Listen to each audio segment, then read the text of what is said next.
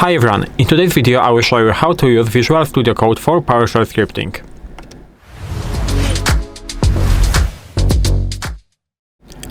So, as I said in this video, I will show you how to use Visual Studio Code for PowerShell scripting.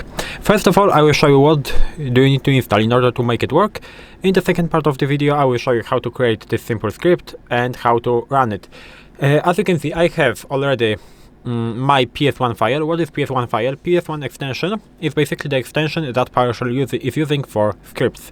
But in order to make it work, you have to go into the extensions tab. In extensions tabs, you have to type in for power and shell, like this.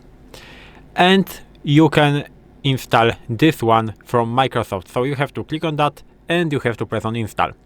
Without it, your scripts will basically not work. You have to install it in order to make it work. So we have the installing stage, we have to wait a bit. After the installation, we will be able to use PowerShell inside of Visual Studio Code. And as you can see, my PowerShell is installed. We can check it by doing something like this, and as you can see, it is disabled and installed, so everything is working fine. And right now, at the bottom, we actually have the PowerShell. So as you can see, we are in the administrator, desktop and PowerShell folder, exactly the same as we are here. So this is this PowerShell folder. I can clear that. I can list all files, and everything is working fine. Everything is exactly the same as here. So how to run PowerShell script? You are doing basically the same thing that you are doing in the PowerShell, like on the normal Windows. So let's say that we want to print something. So for example, write output and hello, for example, PowerShell. We can save that by pressing Ctrl S. As you can see, if your file is not saved, you have this circle right there. If your file is saved, after pressing Ctrl S, this circle disappears and you have the cross. Now, how to run the script? Exactly the same as in the PowerShell. So, dot, backslash, and the name of your script, which is script.ps1.